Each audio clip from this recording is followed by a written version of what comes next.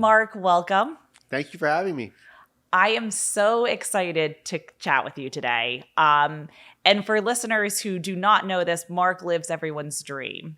Marc lives in Hawaii and remotely manages his rental properties that are not in Hawaii.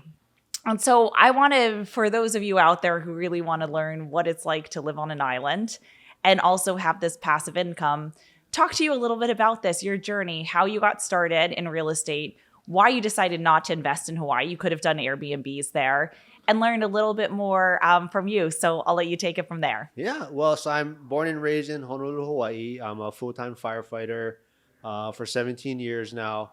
And for me, I definitely was headed down that traditional path of kind of working for a pension, buy a home, and you just sit on it for 30 years and build wealth that way. And things happen, things got locked down, and I started to realize how my pension was very risky, kind of relying on that one stream of income. So I started looking at other ways to generate income, passive income. So I started looking out of state because, like you mentioned, Hawaii is super expensive. It's very hard to cash flow. And so I started looking for markets that where the numbers made sense and still be able to live in Hawaii, like you're saying. It's such a beautiful place, beautiful weather, and enjoy that lifestyle, but be able to figure out how to better my future, I guess. So I do invest in Pittsburgh, Pennsylvania. So let's stop there. Okay. Why Pittsburgh? You can go anywhere in the US. Why Pittsburgh? That's like clear the other side of the country. So for me, I think the biggest thing is connecting or having some connection to that market. So whether it's a family member or you went to college there, but just having some sort of boots on the ground. So I think to me, that's the best way to get into a different market or out of state market. And it just so happened one of my friends was investing in Pittsburgh, and he unfortunately made a lot of mistakes in his journey in the beginning. So I felt comfortable starting that way because he kind of laid some groundwork, and I was going to piggyback off of his system, and that's why I invested in Pittsburgh. Okay, great. Now, I hear this so often for those of you who are looking at other markets that actually it becomes a more emotional and personal choice. But what Michael will say is it shouldn't be emotional, right? But just like you, I mean, I was in the same position with my first couple of rentals in markets where I was emotionally attached because of family members being there or being in my comfort zone. So now that you've done that, would you go to another market where you didn't know anyone on the ground? Or do you feel like any other markets I invest in, I'm going to know a friend or a family member or already have those boots on the ground? I think coming to these type of events, it makes it super helpful because now I have connections in different markets. I think it would make it a lot easier to get started in a different market. But to me, I'm comfortable in Pittsburgh. So as far as wanting to, somebody just asked me this today, like, would I consider starting in another market? And I think there's a lot of work to be put in one market and getting comfortable and building your connections there. So as far as spreading myself too thin maybe is not what I would look at doing, but I think others might make it work. But for me, it's building that team in one area that works best for me. Great. What's your goal? Where do you want to be? I want to be retired from the fire department in 3 years. I mean, people think I'm being crazy for wanting to get out of what a lot of people consider one of the best jobs in the world.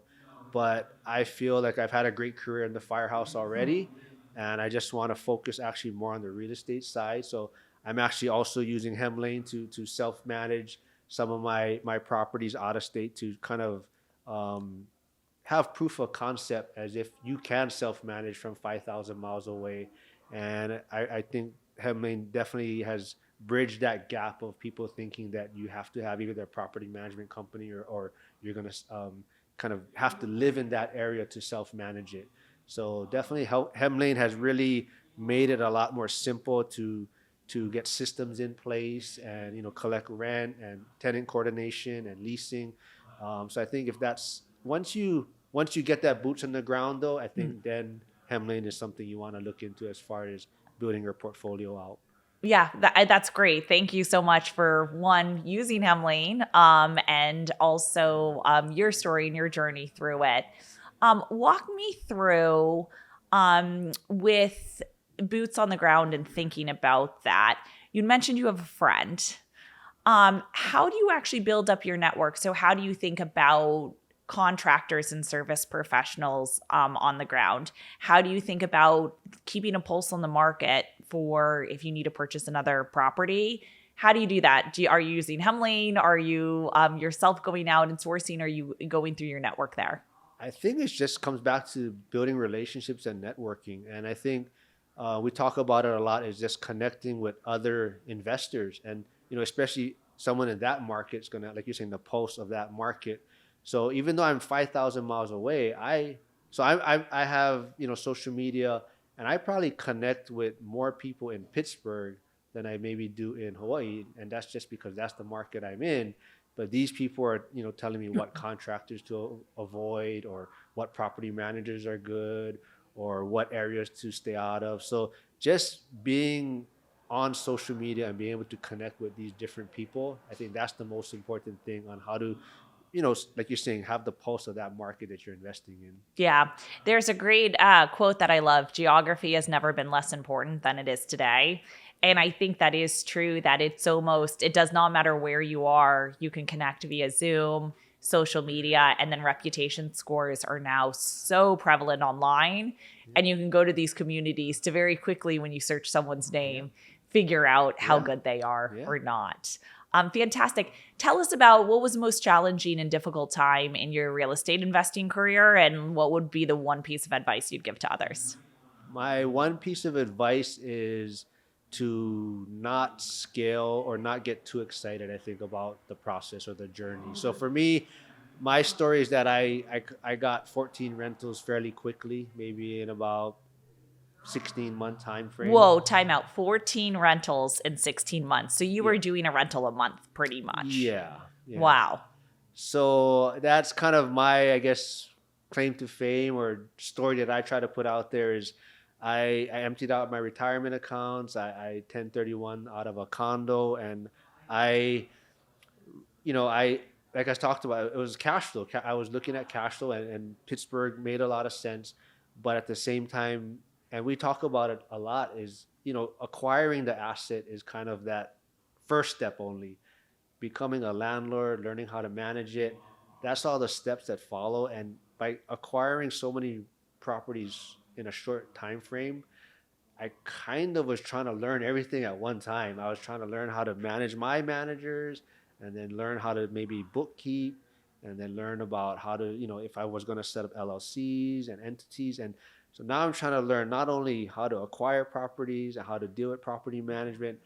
I had so many things on my plate. So that's my thing, is no matter how easy the first few may seem, take your time, let them get stabilized, and don't try to grow too quickly. Because I feel like I actually slowed down my progress by going too fast. Okay. Yeah. So if you were to do it all over again, instead of 14 properties in 16 months, would you do 4 properties, 5 properties? How many?